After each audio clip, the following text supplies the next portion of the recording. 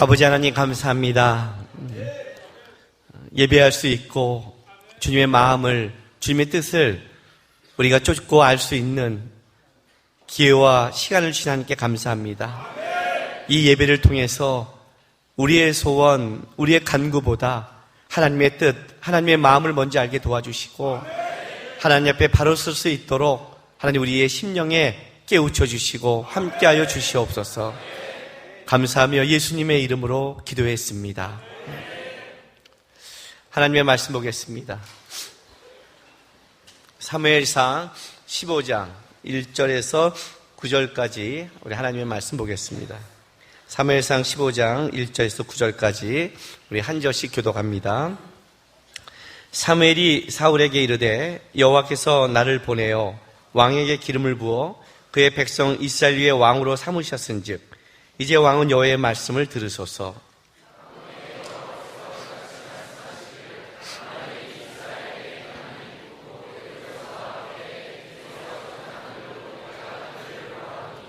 지금 가서 아말렉을 쳐서 그들의 모든 소유를 남기지 말고 진멸하되 남녀와 소와 젖먹이는 아이와 우양과 낙타와 나귀를 죽이라 하셨나이다 하니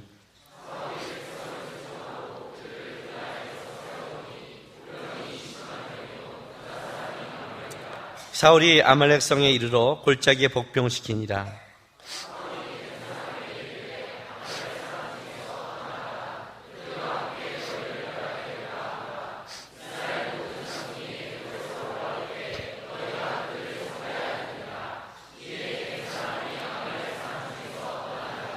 사울이 하윌라에서부터 애굽 앞 술에 이르기까지 아말렉 사람을 치고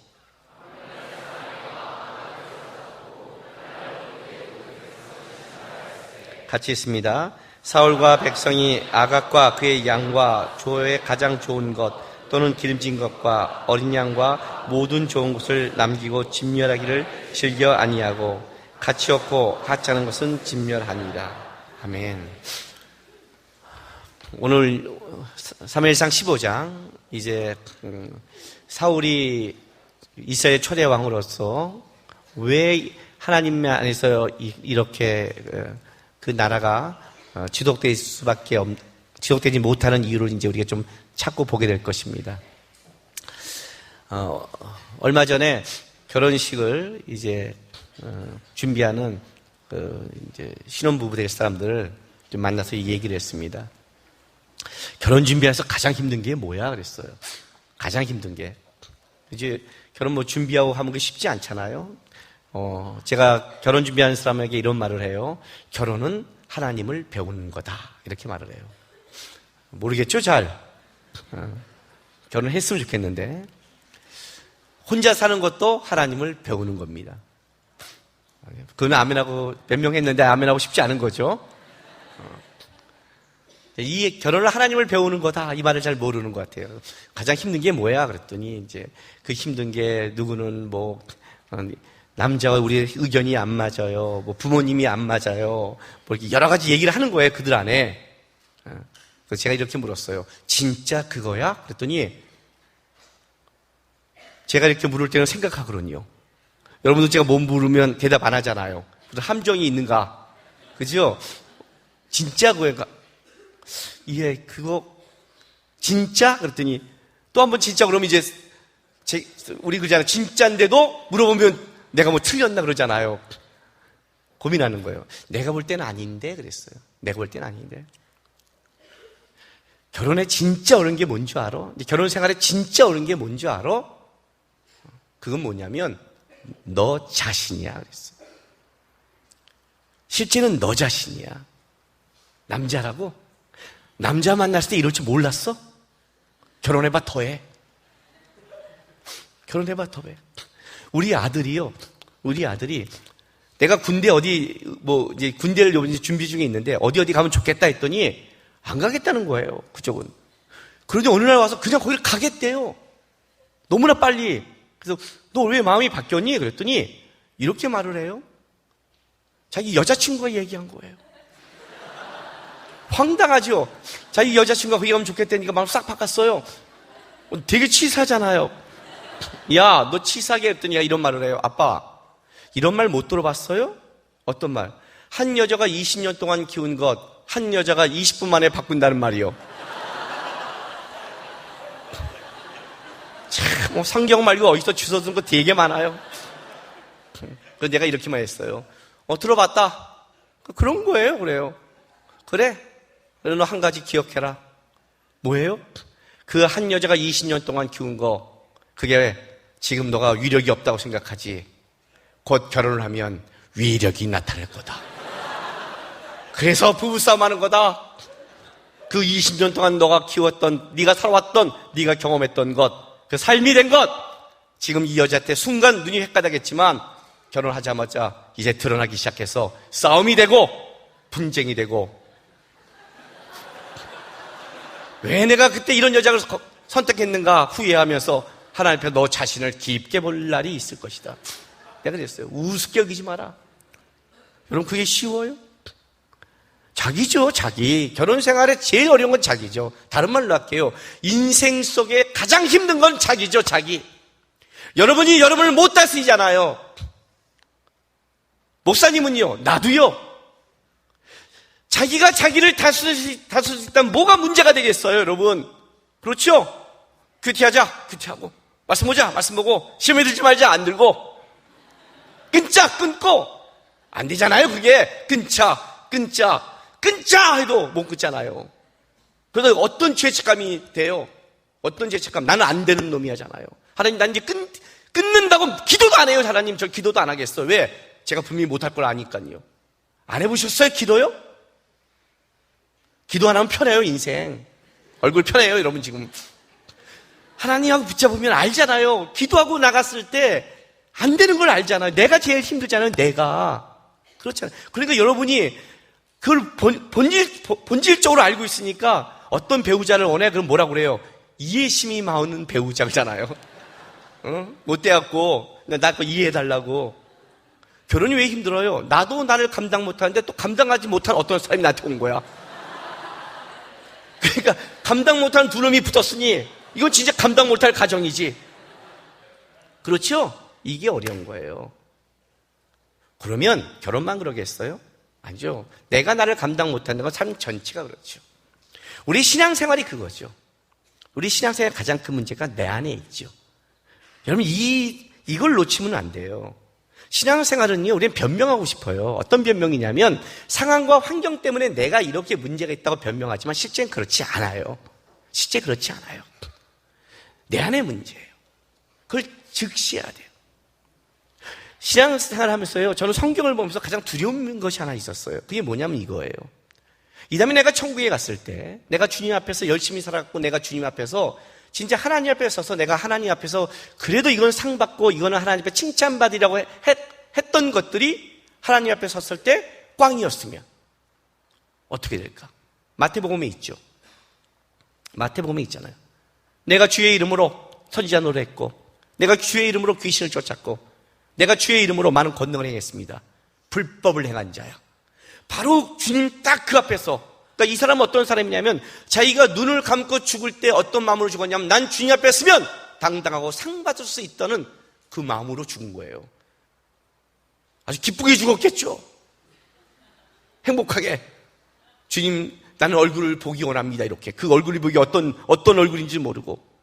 그걸 주님 앞에 서서 이렇게 말하잖아요. 이제 상 받으니까 주의 이름으로 얘기하고 있잖아요. 근데 뭐라고 그래요?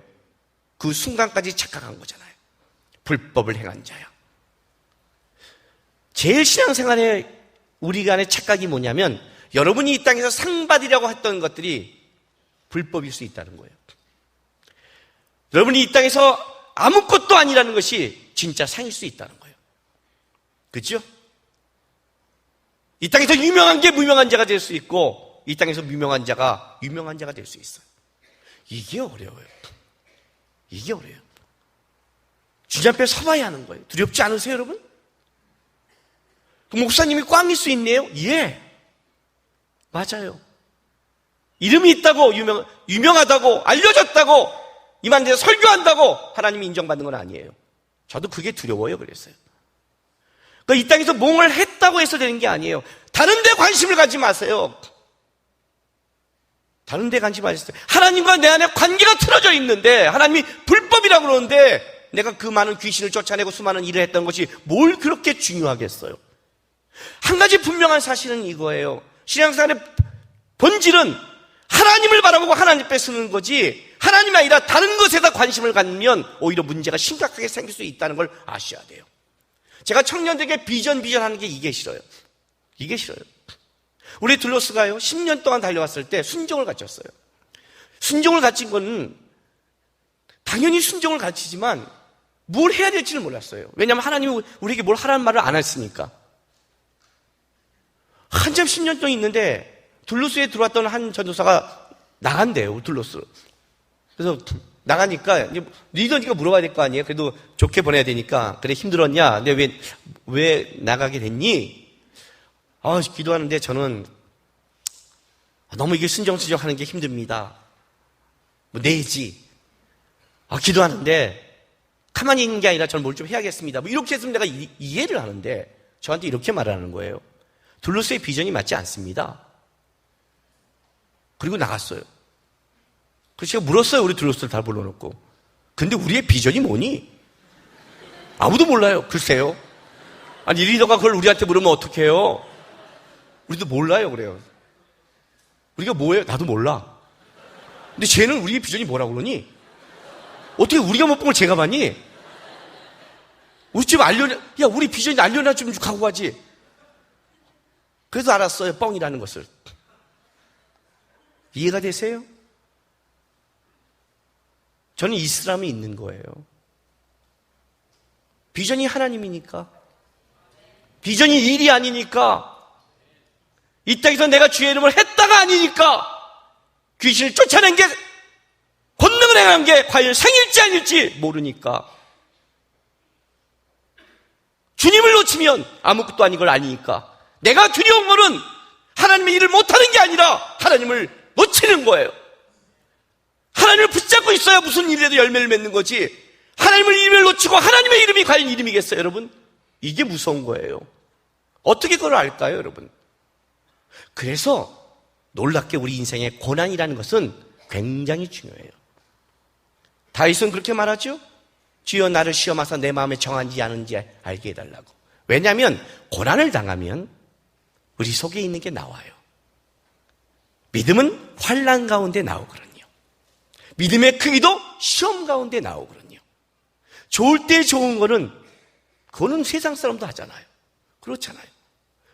여러분이 하나님이 나에게 결혼시켜요, 하나님이 직장 해줬어요, 하나님이 나에게 돈을 줬어요, 나를 건강하게 했어요. 이 말은 하나님 빼도 세상 사람들도 다 얘기하는 거예요. 다 자기가 복 받았다고 얘기하는 거예요. 그렇잖아요. 세상 사람이 못하는 게 있어요. 저는 망했어요, 헤어졌어요, 아파요. 그런데 유익이에요. 이 말을 못하잖아요. 세상은 못하잖아요. 근데 우리는 할 수 있어요. 왜요?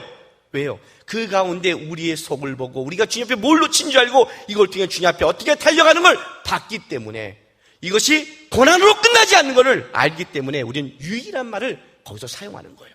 그게 고난이 주는 유익이에요. 놀랍게도 신앙생활은 고난이 와보면, 문제가 와보면 자기 속을 보게 되는 거예요. 어려움과 환난과 이 문제가 왔을 때 여러분 주목할 거는 밖의 환경이 아니라 여러분의 속을 봐야 돼요. 그 문제 속에 여러분 속을 흔들리고 있는가를 말했죠. 시험이라는 것은 내가 흔들릴 만한 게 있으니까 흔들린다고요. 내 속에 아무것도 없으면 흔들리지 않는다고요. 누가 나한테 스프레이와 젤을 선물한다면 내가 흔들리겠습니까? 머리 나는 약을 선물한다면 내가 흔들리겠죠. 이 약을 쓴다면 100만 원짜리인데 100만 원이지만 진짜 머리가 난다면, 진짜 난다면 진짜 나는 게 아니라 그러고 사기당하는 거 아니에요. 산 적 없어요, 아직은요. 요즘 제 마음의 시험은 이거예요. 가발을 쓸까 말까. 저는 그 시험 가운데 사단이 귀에서 속삭이고 있어요. 가발을 써라, 가발을 써라. 선글라스 쓰면 모른다. 가발과 선글라스 아무도 알아보지 못한다. 옆에서 천사가 말하는 거예요. 또 안 돼요, 쓰지 마세요, 충분해요. 이렇게 써라 이렇게. 어느 날 싹 쓰고 오면 그런 줄 아세요, 그냥. 그죠? 내 속에 흔들릴 만한 게 있잖아. 그걸 보라는 거죠.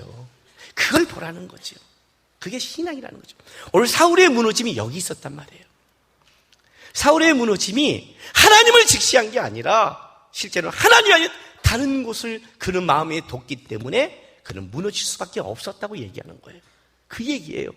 환경의 문제가 아니라 사울의 마음에 둔 곳에 하나님의 자리가 없었다는 것. 그게 가장 사울의 이 타락의 문제라는 거예요. 오늘 본문은 이렇게 시작해요. 보세요. 15장에 1절 보세요. 사무엘이 사울에게 이르되, 자, 여기도 강조점을 보세요. 여호와께서 나를 보내 왕의 기름을 부어 그의 백성 이스라엘 위의 왕으로 삼으셨은즉 이제 왕은 여호와의 말씀을 들으소서. 이해돼요? 여호와께서 부어 삼으셨은즉 들으소서예요. 이 명령의 가장 주체가 여호와예요. 당신이 왕이 아니라 여호와께서 당신을 세우고 붓고 세우셨으니 뭐라고 그래요? 당신은 하나님의 말을 들어야 된다는 거예요. 당신이 왕이 아니라 왕을 삼은 주권자가 있다는 거 아니에요. 그죠? 사무엘이 먼저 그걸 직시시킨 거예요. 세상 이방 왕으로서는 내가 다 할 수 있어요. 내가 다른 걸 취해도 돼요. 이방 왕이니까. 그러나 이스라엘은 이방 왕을 제도를 떠나가지 않아요. 여기에 가장 진정한 왕은 누구예요? 여호와죠. 사무엘이 여호와죠. 당신을 세운 자는 당신의 능력과 당신의 실력이 아니라 하나님이 세우셨은즉 이제 들으라는 거예요. 들으라는 거예요. 그리고 이렇게 말씀했어요. 자, 2절. 만군의 여호와께서 이같이 말씀하시기를 아멜렉이 이스라엘에게 행한 일 곧 애굽에서 나올 때 길에서 대적한 일로 내가 그들을 벌하노니 지금 가서 아말렉을 쳐서 그들의 모든 소유를 남기지 말고 진멸하되 남녀와 소와 젖먹이는 아이와 우양과 낙타와 나귀를 죽이라 하셨나이다. 그랬어요. 이 명령이 얼마나 중요한 명령이냐면 이건 이제 일단 출애굽기 17장에서 벌어진 사건인데 이 명령을 시작할 때 이렇게 시작을 했어요. 만군의 여호와께서 이렇게 시작하는 거예요. 만군의 여호와께서. 여러분 제가 사무엘상 1장 처음 설교했을 때 뭐라고 말했냐면 사무엘상 1장 3절에 엘가나의 가정이 매년 만군의 여호와께 나와 제사한다는 말이 그때 시작한다고 그랬어요. 창세기로부터 사무엘상 바로 앞까지 사사기 룻기 그까지 만군의 여호와라는 말은 한 번도 나오지 않아요. 언제 만군의 여호와라는 말이 처음 나오냐면 사무엘상에 처음 등장해요. 그런데 이 사무엘상에 몇 번 나오면 딱 5번 등장해요. 사무엘상 1장에 엘가나가 매년 만군의 여호와께 제사로 갔을 때 그때 처음 등장해요. 그리고 한나의 기도, 만군의 여호와여 주의 여정의 고통을 돌보시고 하고 기도로 사무엘을 난 거기에 2번 등장해요. 3번째는 이 블레셋에게 법궤를 뺏길 때 그때 만군의 여호와가 등장을 해요. 여러분 이스라엘 역사상 법궤를 뺏겼다는 굉장히 중요한 사건이거든요. 하나님이 이스라엘을 버리고 나갔다는 뜻이에요. 얼마나 중요한 사건이겠어요. 이스라엘 백성 안에 하나님이 머물 곳이 없다는, 만군의 여호와가 머물 곳이 없다는 나간 사건이란 말이에요. 그리고 4번째 여기 등장해요. 이제 만군의 여호와의 이름으로 명령했을 때 이 명령을 지키지 않는 사울의 나라가 날아갈 때, 마지막 5번째가 언제냐면 우리가 너무나 잘 알고 있는 사무엘상 17장 45절에 골리앗을 향해 다윗이 물맷돌을 갖고 달려가면서 너는 칼과 단장으로 내게 나오지만 나는 만군의 여호와의 이름으로 5번째 나오면서 신분정체의 나라, 그게 그때 나오는 거예요. 만군의 여호와. 사사기에 들어갔을 때 각 지파들이 만군의 여호와, 군대된 하나님의, 대장된 하나님을 붙잡고 각 지파를 점령해야 될, 그때 나와야 될 이름을 이스라엘 백성들이 그 땅과 타협하고 하나님의 말씀을 지키지 않고 그리고 타락해버리는 그 400여 년의 시간이 지난 이후에 엘가나의 한 가정 한나의 입에서 만군의 여호와 이름이 나오기 시작한 거예요. 그러니 이 여인의 기도를 어떻게 안 듣겠어요? 중에 번쩍이는 거죠. 오늘 사울에게 이 말을 하는 거예요. 만군의 여호와예요. 만군의 여호와 이름으로 명령하는 거예요. 내가 아말렉을 진멸한다. 자, 이거는 어떤 사건이냐면요, 출애굽기 17장으로 가야 돼요. 출애굽기 17장 14절에서 16절 보세요.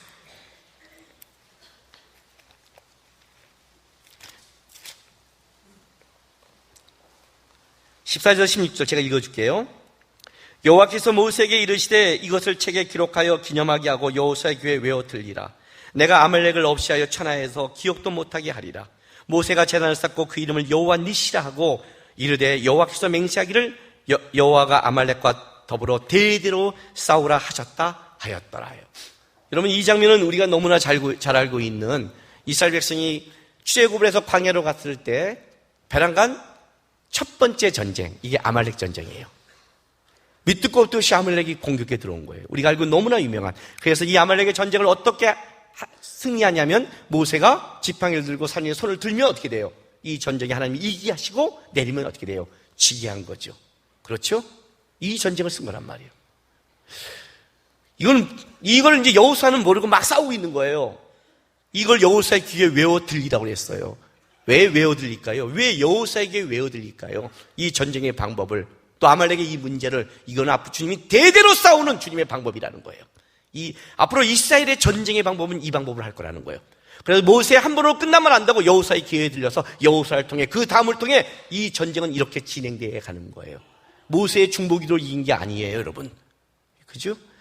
모세는 손을 들면 기도하고 손을 내리면 기도 안 하는 그런 게 아니잖아요. 이거는 하나님의 방법이에요. 하나님의 방법. 여호와 니시, 하나님의 깃발인 거예요. 하나님의 군대라는 거죠. 바로 이 가나안 땅으로 진군해 가는, 이스라엘 백성이 영적으로 가나안 땅에 가는데 첫 번째 이 가나안 땅의 진군을 막은 세력이 아말렉이라는 거예요. 하나님의 영적인 군대가 가나안 땅에 들어가서 신본 정체의 나라를 세우고 아브라함과 다윗의 자손 예수 그리스도의 이름으로 깃발을 꽂아야 되는데 그걸 첫 번째 막은 자가 누구예요? 그게 아말렉이에요. 하나님이 이 첫 번째 막은 이 육적인 세력을 어떻게 돼요? 진멸하기로 작정해요. 오늘 이 재밌는 표현인데, 내가 아말렉을 없이하여 천하의 기억도 못하게 하리라 그래요. 요거를 지적해드리면, 왜냐하면 내가 아말렉을 내 기억에서 완전히 지워버렸기 때문이라는 거예요. 하나님 어떻게 작정했냐면 아말렉이라는 이 족속을 완전히 이 하나님의 머리에서 기억도 안 하고 지워버리겠다는 거예요. 작정하신 거예요, 아말렉은. 그래서 이제부터 아말렉의 전쟁은 단순한 전쟁이 아니에요. 왜 그럴까요? 자, 이게 얼마나 중요하냐면요, 신명기 25장 17절부터 19절 보세요. 신명기 25장. 혹시 성경책 갖고 있는 사람들은 여러분이 갖고 있는 성경책 맨 위에 조그만 소제목으로 이런 말이 적혀 있을 거예요. 아말렉에 대한 기억을 지워버리라. 그죠? 아까 말한 하나님이 완전히 기억을 지워버린 거거든요. 근데 이렇게 와요. 17절 보세요. 너희는 애굽에서 나오던 길에 아말렉이 내게 행한 일을 기억하라. 곧 그들이 너를 길에서 만나 내가 피곤할 때 네 뒤에 떨어진 약한 자들을 쳤고 하나님을 두려워하지 아니하였느니라.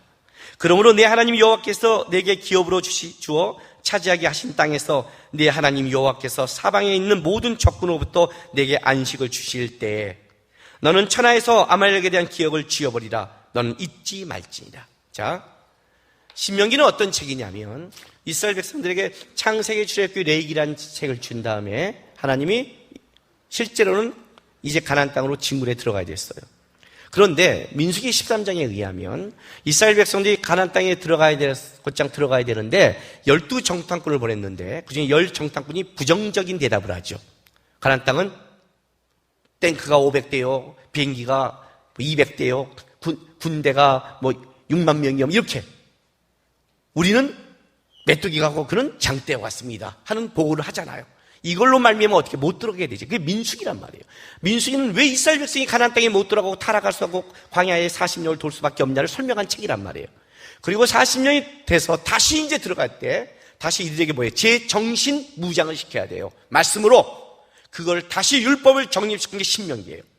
신명기는 굉장히 중요한 압축된 거죠. 40년 후에. 그런데 40년 후에 이걸 다시 정립시킬 때 아말렉의 문제를 다시 쓴 거예요. 기억하라는 거예요. 얼마나 이게 중요했으면. 근데 이걸 보면 그때 아말렉이 어떻게 전쟁을 한지 이해가 돼요. 보세요. 18절에 이렇게 말을 해요. 그들이 너를 길에서 만나 내가 피곤할 때, 그러니까 이스라엘 백성들이 광야에 진군할 때 이제 피곤한 거예요. 피곤할 때 이것들이 배란간 공격을 했는데 네 뒤에 떨어진 약한 자들을 쳤대요. 이 약한 자들이 누구냐면 스스로 보호할 능력이 없는 사람들이에요. 노인이나 여자나 병든 자나 아이나 쉽게 말하면 군인이 아닌 자들. 전쟁에 있어서 가장 하지 말아야 될 짓이 이거예요. 그죠? 전쟁을 할 때 민간인을 공격하면 안 되잖아요. 지금도 민간인은 안 되잖아요. 싸울 수 없는 능력, 그것도 약한 자들, 어린아이. 무슨 말이에요, 여러분? 무슨 말이에요? 태양의 위에 보셨나요? 송중기가 총을 들고 있을 때 뭐라고 그래요? 저쪽에 있는 그 나쁜 놈이 이름을 모르겠어요. 걔가 그런 말 하죠? 여자가 있을 때 네 옆에 여자가 있는데 내가 유리한 것 같다고 그런 말 하죠? 싸움을 할 때 제일 중요한 게 약한 자가 있으면 안 되죠. 벌써 내가 제한을 받죠. 그러잖아요. 배란간 약한 자를 치기 시작하면 이스라엘이 어떻게 되는 거예요, 여러분? 이건 가장 치사한 방법이고 가장 야비한 방법이고 가장 못된 전쟁이 방이에요. 그것도 피곤할 때 이스라엘을 공격한 거예요. 왜 이제 그런 공격을 했느냐? 하나님을 두려워하지 아니했다는 표현을 써요. 근데 우리 성경은, 우리 한글 성경은 이걸 맨 마지막에 썼는데 히브리어는 하나님을 두려워하지 아니하는 이가 맨 처음에 나와요. 그러니까 뭐라고 말하냐면 이들이 하나님을 두려워하지 않아서 너희들이 피곤할 때 약한 자들을 공격했다고 하는 거예요. 약한 자들. 진짜 하나님을 무서웠으면 어떻게 돼요? 약한 자를 공격했다가 당하면 무섭잖아요. 이 전쟁에 하나님을 두려워하지 않는 걸 보기 시작한 거예요. 무슨 말이냐면 이스라엘 사람이 가고 있는데 아말렉이 공격에 온 것은 이건 단순한 것이 아니라 하나님을 두려워하지 않는 세력인 거예요. 이해가 되세요? 하나님 앞에 영적으로 가고 있는 가나안 땅에 영적으로 침공하는 세력 속에 하나님을 두려워하지 않는 육의 공격이 시작된 거예요. 하나님 뭐래요? 이 하나님 앞에 두려워하지 않는 육의 공격을 내가 말살시켜서 진멸시켜서 어떻게 한다고요? 기억도 못하게 하리라. 사울에게 준 이 전쟁은 그냥 이 전쟁이 아니죠. 오늘 이 본문에 뭐라고 말하냐면 19절에 여호와께서 사방에 있는 모든 적군으로부터 내게 안식일을 주어 너가 천하에서 아말렉에 대한 기억을 지워버리라. 그러니까 하나님이 네가 그 땅에 들어갔을 때 하나님께서 너에게 안식을 준다면 이 사명은 편안해진다고 퍼지거나 세상 걸 쫓지 말고 이 육에 대한 것은 말살시키라는 거예요. 그런데 오늘 사무엘상 3장 보세요. 15장 4절 보세요. 사울이 백성을 소집하고 그들을 들라임에 세워보니 보병이 왜요? 20만 명이요 유다 사람이 10,000명이더라. 예, 사울을 세워서 하나님이 안식을 주고 보병이 20만 명이 되는 군대를 줬어. 이제는 하나님이 명령하신 거예요. 신명기에 400여 년 그 긴 세월 동안 있었던 이 세력에 대해서 하나님이 말살시키기를 원하는 거예요. 굉장한 명령이죠. 오랫동안 명령이에요. 오늘 이 명령에 이런 말이 들어가요. 봐요. 2절에 만군의 여호와께서 이같이 말씀하시기를 아멜렉이 이스라엘에게 행한 일 곧 애굽에서 나올 때 길에서 대적한 일로 내가 그를 벌하노니까 하나님의 심판을 대역하는 건데 지금 가서 아멜렉을 쳐서 그들의 모든 소유를 남기지 말고 국률이 여기다, 용서하다, 연민을 갖다는 거예요.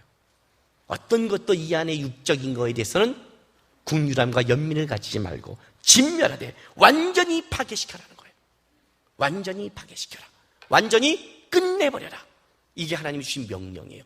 굉장히 심각한 거죠.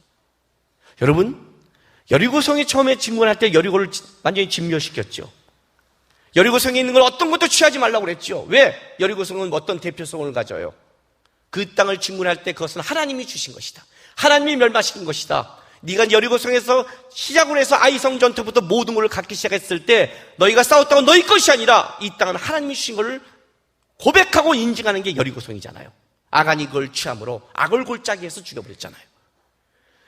사도행전에 초대교회가 일어날 때 아나니와 삽비라가 교회를 속이고 성령을 속이고 물건을 숨기다가 어떻게 죽여버렸죠. 하나님의 교회가 시작됐을 때 거기에 인간적인 육적인 죄의 방법을 제거시켜버렸어요. 똑같은 거예요. 지금 영적으로 들어간 첫 번째 아말렉의 공격, 이것은 뭐예요? 육적인 첫 번째 세력을 해서 이걸 제거한다는 것은 어떤 고백이 있냐면 나는 영적인 하나님을 쫓아가고 육적인 거에 대해서 쫓지 않겠다는 고백이 담긴 전쟁인 거예요.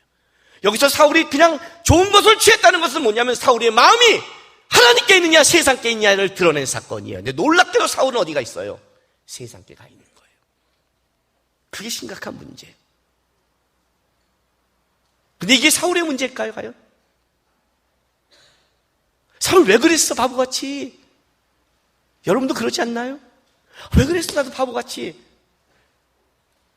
사울은 양과 소가 많기라도 하죠. 우리는 양 반마리도 안 될 것 같고 우리는 타락하잖아요. 그죠? 실제 그렇잖아요. 하나님이 이 문제를 넘어가지 않는 거예요, 여러분. 하나님이 어떤 걸 명령했을 때 여러분이 지금 하나님이 나에게 원하는 게 뭔 쪽에 관심을 갖지 않으면 하나님이 나에게 말씀하는 그걸 다 놓쳐버리게 돼 있다는 거예요. 우리는 가끔 뭘 놓치냐면 하나님이 우리를 뭘 만드신지를 놓쳐요, 여러분. 뭘 만드지를 놓쳐요. 제가요, 우리 이제 둘째가 하준이에요. 하준이라고 그래요. 세례 요한의 이름을 땄어요. 하나님의 길을 준비하는 자 했어요. 얘를 키우는데 얘는 내 자식인데 완전히 그 몸은 내 자식이 아니에요. 우리 아내 자식이에요. 저는 운동신경이 뛰어나요. 좀 느낌이 오죠? 좀 탄탄해 보이잖아요? 탕탕탕 뛸 것 같잖아요. 그죠? 저는 운동신경이 좀 뛰어나요. 진짜 뛰어나요. 마음 먹고 딱 하면, 운동을 내가 마음 먹고 하면, 어디 가도 상급이 돼요, 상급이. 볼링도 한번 하자 하고 마음 먹고 석 달, 무조건, 일주일에 4번씩 석 달을 갔어요. 그럼 어떻게 석 달 내내 갔으면? 그렇죠? 계속. 한 번도 시작하고 볼링 치고 갔어요. 그래서 에버리지를, 그 다음에 평균 180을 넘겨버렸어요.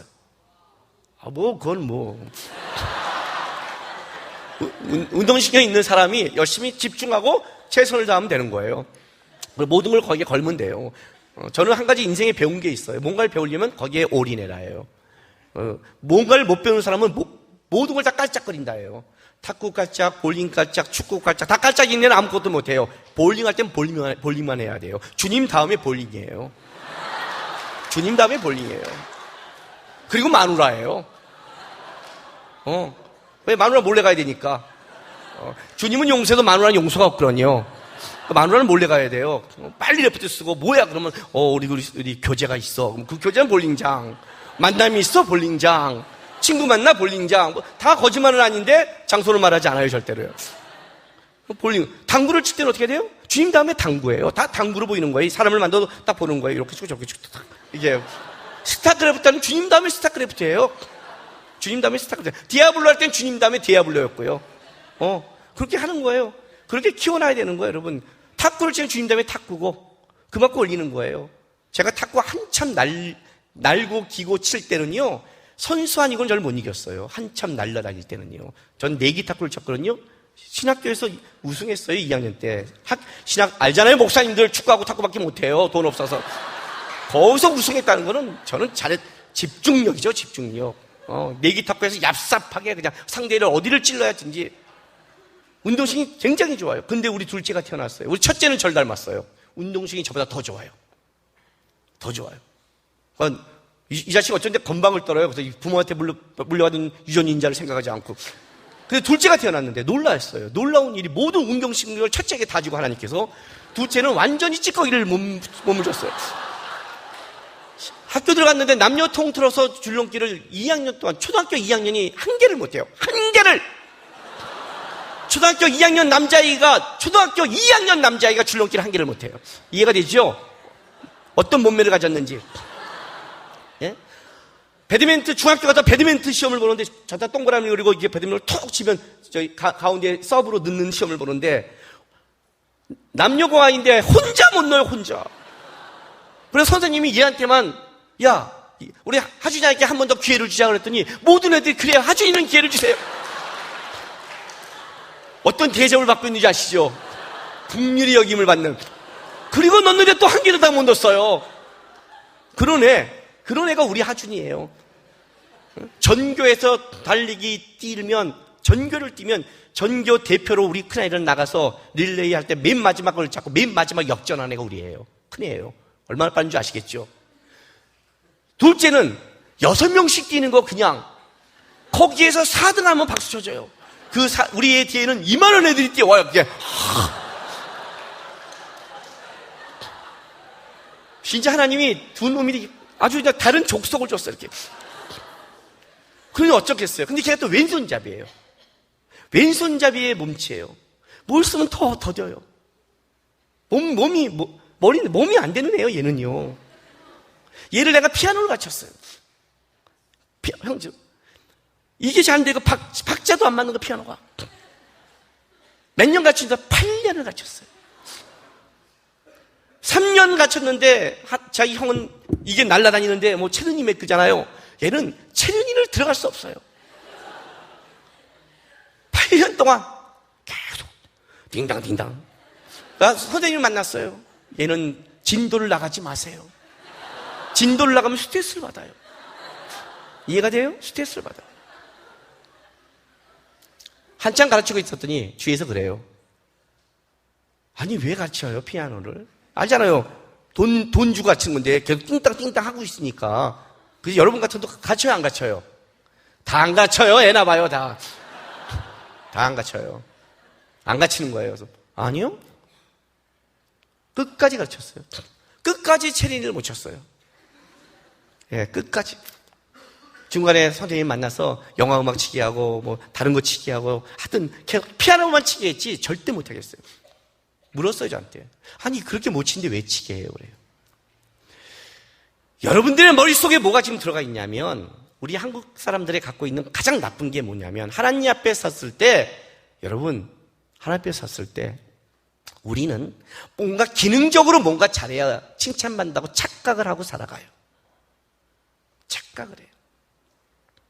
나는 얘를 피아니스트로 만들고 싶은 게 아니에요. 우리는 어렸을 때 아이들이 좀 잘 치면 피아니스트를 만들려고 그래요. 그리고 콩쿨 대회에 가서 우승하면 상장. 그걸로 부모가 만족해요. 그리고 그림을 잘 그리면 또 나가서 또 상장. 글짓기 하면 상장. 내 아는 어떤 애가 얼마나 재능이 뛰어나냐면 어렸을 때인데 이게 너무 빨라 잘 쳐갖고 상장 받았어요. 근데 그림도 잘 그려. 또 도대회 나가 또 상장 받았어. 글짓기도 했어. 또 상장 받았어. 집에 상장이 그림, 피아노, 뭐 글짓기 쫙 있어요. 그래서 그게 어쨌다고? 그 상장이 어쨌다고? 뭐 무슨 말인지 몰라요, 여러분? 저는 얘를 피아니스트로 만들기 싶은 게 아니라 음악을 가르치고 싶은 거예요. 내 아이가 정서적으로 음악을 사랑하는 아이로 만들고 싶은 거예요. 못 치니까 치다가 싫어져서가 아니라 예? 걔가 그걸 못 치서 하는 음악과 함께해서 그 안에 음악을 좋아하고 음악을 부유하게 알고 그 아이가 그 안에서 자라서 그 아이가 자라기를 원하는 거지. 이 아이가 피아노를 잘 치느냐 그림을 잘 그리냐 나는 이게 중요한 게 아니에요. 내 아들한테는 내 아들이 사람답게 자라기를 원하는 거예요. 부모는. 우리는 쫄짜지면 피아니스트를 만들려고 그래요. 피아니스트 안 되면 어때요?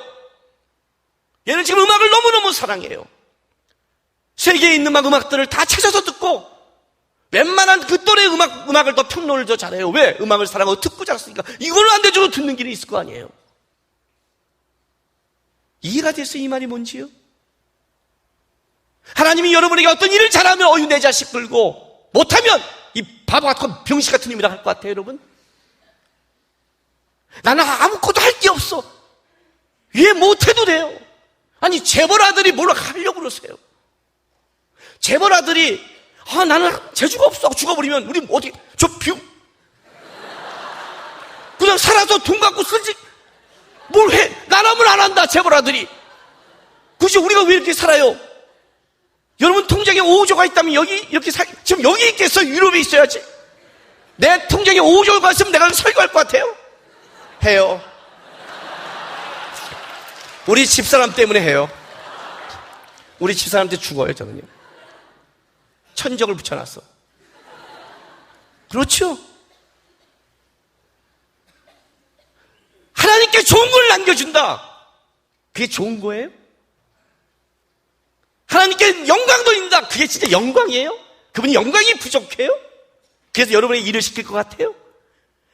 내 영광이 부족해서 너희의 영광이 필요하고 내 능력이 부족해서 너희가 난 필요하다고 하세요? 아니요. 그 능력은 너무나 영원하고 그 영광도 영원해요. 자식이 동참하기를 원하는 거예요. 예? 출애굽기나 때 성막을 지을 때 그 이스라엘 백성이 받은 것은 성막에 동참시켜 영광을 나누고 싶은 거지 하나님이 없어서가 아니라는 거예요. 근데 우리는 어떤 식으로 가냐면 자꾸 뭔가를 드려야 되고 기능화로 돼가버렸어요. 아버지가 나한테 이 명령하는 게 뭔지를 모르는 거예요. 여러분 놓쳐버렸죠. 실제로 어떤 교수가 학생들에게 질문한 내용이 있어요. 한번 들어보실래요? 여러분도 여기 한번 답해 보세요. 누가 봐도 감탄할 만큼 아름다운 여자가 있다. 그런데 그녀가 교통사고를 당해 얼굴이 심한 흉터가 생겼다. 아주 심하게 망가졌다. 남자는 그녀를 예전처럼 사랑할 수 있을까? 첫 번째, 당연히 예전처럼 사랑할 것이다. 두 번째, 사랑하는 마음이 사라질 것이다. 세 번째, 아마도 그래도 예전처럼 사랑할 것 같다. 예? 이 두 번째, 여자들에게 질문하는 거 이제요. 사업에 크게 성공한 백만장자가 있다. 그런데 이 회사가 파산해 하루아침에 빈털터리가 되었다. 여자는 그 남자를 예전처럼 사랑할 수 있을까? 첫 번째, 당연히 예전처럼 사랑할 것이다. 두 번째, 사랑하는 마음이 사라질 것이다. 세 번째, 아마도 그래도 예전처럼 사랑할 것 같다. 자, 남자 생각했나요? 자기 사귄 여자가 휴가 결국이 됐을 때 두 문제에 대한 학생들의 대답은 이거였답니다. 첫 번째, 남자들의 대답입니다. 얼굴의 상처. 당연히 예전처럼 사랑할 것이다. 10%. 사랑하는 마음이 사라질 것이다. 10%. 그래도 아마도 그냥 사랑하지 않을까? 중간이네. 80%. 두 번째, 하루아침에 빈털대간 남자, 여자들의 대답입니다. 당연히 예전처럼 사랑할 것이다. 30%. 사랑하는 마음이 사라질 것이다. 30%. 아마도 예전처럼 그래도 사랑할 것 같다. 40%. 이 결과에 교수가 이렇게 대답했어요. 여자가 미모를 잊는 것이 남자가 돈을 잊는 것보다 더 큰 재앙이구나.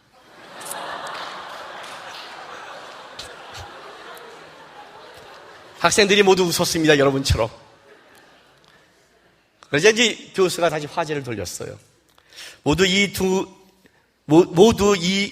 두 남녀를 연인관계로 생각했나? 그랬어요. 그렇죠? 그럼 그렇게 생각했죠? 그렇죠? 그렇습니다. 하니까, 하지만 난 연인관계라고 말하지 않았네. 그랬어. 교수가 잠시 말을 멈추고 다시 학생들에게 질문했습니다. 만약 첫 번째 질문이 남녀가 부녀관계라면, 자기 딸이 얼굴이 망가졌을 때, 두 번째 질문이 모녀관계라면, 자기 아들이 재산이 날아갔을 때 어떻게 할 것인가? 모두가 다 첫 번째라고 얘기했습니다. 그렇죠? 여러분이 받는 사랑이에요. 그래서 예수님이 십자가를 지고 이 땅에 오신 거예요. 파산하고 제 가운데 가도 이해가 되세요? 저는 제 신앙이 쑥 자랄 때가 있었어요. 내 신앙이 하나님의 마음을 크게 한 적이 있어요. 그게 우리 큰아들을 낳았을 때예요. 걔를 낳고 아기를 안았어요. 얘는 내 아들이에요. 신학교 다닐 때 이걸 배웠어요. 하나님 우리의 과거와 현재와 미래의 모든 죄를 용서하신다. 아멘이라고 했는데 미래의 죄가 이해가 안 되는 거예요. 과거도 내가 회개했고 지금도 회개하지만 미래에 내가 어떤 죄를 짓지 않고 하나님이 나를 용서한다고 할 수 있어 라고 했어요. 그런데 제가 아들을 낳았어요. 얘는 내 아들이에요. 얘가 미래의 살인자가 되고 모든 사람이 돌을 던져도 저는 못 던져요. 저는 만약 생명을 바꾼다면 내가 바꿀 것이고 나는 끝까지 내 아들이고 나는 얘를 품고 갈 거예요. 얘는 내 아들이니까. 미래의 죄가 용서되었다는 걸 그때 저는 알았어요. 신앙의 가장 중요한 것은 하나님과 여러분의 관계예요. 뭘 드리는 게 아니에요. 뭘 드려서 기쁜 게 아니에요. 하나님이요. 사울이 양과 소를 드려 기쁜 게 아니에요. 하나님을 알고 아버지를 알기 때문에 그 말에 순종하는 것. 그것이 우리 하나님의 내 아버지의 명령이니까 내가 보기에 값져 보여도 기꺼이 드리는 하나님의 관계를 유지하고 하나님 앞에 살아가는 걸 기뻐하는 거예요. 하나님도 우리를 품는 게 그거예요. 쓸모있고 피아니스트를 만들고 싶고 뭔가 대단한 걸 만들고 싶어서가 아니라 내 아들이니까 오늘날 내가 너를 낳았으니까 내가 너의 이름을 아니까 그러니까 여러분을 사랑하는 거예요. 그래서 끌어가는 거란 말이에요. 여러분, 하나님 앞에 드릴 가장 존귀하고 아름다운 고백은 세상의 것이 아니라, 비전과 영광이 아니라 하나님을 사랑하는 것, 하나님의 말을 듣고 내 아버지의 말에 순종하는 것, 내가 그분의 관계가 끊어지는 걸 두려워하는 것, 세상 것을 잊는 게 아니라 내가 하나님을 놓치는 걸 두려워하는 것, 그게 신앙의 두려움이어야 돼요. 하나님을 붙잡고 가는 자는 천국에 가서도 내가 무엇을 했다가 아니에요. 상 받는 자의 말씀은 내가 주의 이름으로 뭘 했다가 아니라 나는 주님만 바라보고 살았습니다. 나는 하나님의 이름과 나는 아버지를 바라보면서 오늘 아버지를 만날 그날을 기대했습니다. 나의 가장 큰 상급은 당신입니다. 아버지입니다. 그래야 하나님이 기뻐하는 거예요. 우리가 놓쳐버린 게 뭘까요? 하나님을 놓친 거예요. 신앙의 가장 큰 문제는 하나님을 놓치면 문제가 생겨요. 하나님의 이름을 듣고도 하나님의 이름을 놓치면 문제가 생기는 거예요. 자기가 하나님의 관계를 점검하세요. 내가 고난과 어려움이 왔을 때 원망하지 말고, 고난과 어려움이 올 때, 야, 여기서 내가 하나님을 놓치는구나, 이 환난에서 내가 하나님을 놓치는구나, 하나님이 부여와 분열 줬을 때 이걸로 내가 게을러지고 하나님을 놓치는구나, 이걸로 내가 하나님의 관계가 약화되는구나, 이걸 두려워하고 다시 하나님 앞에, 하나님, 세상 거를 잃어도 하나님을 잃지 않게 해주십시오. 나에게 가장 중요한 거는 하나님의 관계고 나는 하나님이십니다. 그 하나님을 붙잡고 살아가는 거예요. 아셨어요? 나가서 담대하게 살아가세요. 하나님 붙잡고, 하나님 놓치지 말고, 세상의 영광이 아니라 하나님의 이름을, 하나님에게 말씀한 걸 붙잡고 여러분의 인생 속에 하나님이라는 이름이 같이 가는 그런 인생을 살아가고, 이 다음에 하나님 앞에 섰을 때 그 하나님 안에서 내 아버지를 바라보는 기쁨이 충만함으로 서기를 주님의 이름으로 부탁드립니다. 우리 시간 기도하겠습니다. 여러분, 이 시간 기도할 때 우리에게 기도할 내용이 너무나 많이 있지만, 먼저 첫 번째 우리는 하나님만 좀 바라고 기도했으면 좋겠습니다. 하나님, 자녀 삼으신 하나님, 내가 형통 안 하고 파산을 내고 죄를 짓고 끔찍한 죄악 가운데 있어도 나를 자녀 삼았기 때문에 전격적으로 사랑하는 우리 아버지 하나님, 내가 그 사랑을 잊고 있습니다. 그 하나님 바라보게 하십시오. 내가 지금 돈이 없고 힘든 게 두려운 게 아니라 이걸로 하나님을 놓칠까봐 두려워하고, 하나님을 잃을까봐 두려워하고, 하나님을 내가 기억하지 못하고 살아가는 게 두렵습니다. 평생 하나님만은 붙잡고 하나님만은 쫓아가는 신앙 되게 해달라고 우리 시간 다같이 주여 한번 외치면서 기도하며 나가겠습니다. 주여! 할렐루야. 아버지 하나님 감사합니다. 오늘도 우리를 이 자리에 불러주시고 하나님 앞에 우리를 세우셨으니 아버지, 우리를 사랑하는 그 아버지를 우리가 놓치지 않게 도와주시옵소서. 하나님, 우리가 무엇을 하나님께 드릴까가 아니라 우리가 하나님을 잊고 하나님을 놓치고 우리 하나님 앞에서 세상 것을 쫓아갈 걸 필요한 시장 되게 도와주옵소서. 혹시 우리가 세상 것을 보면서 우리 아버지를 놓치지 않았는지요, 우리 아버지의 관계가 깨어졌지 않는지요, 오늘 우리가 그 관계가 다시 회복됐으면 좋겠습니다. 다시 주님 바라봤으면 좋겠습니다. 우리 주님의 관계가 온전해져서 하나님, 다시 주님의 그 이름으로 담대하게 세상을 살아가는 하나님의 자녀들이 될 수 있도록 아버지 도와주시고 역사하여 주시옵소서.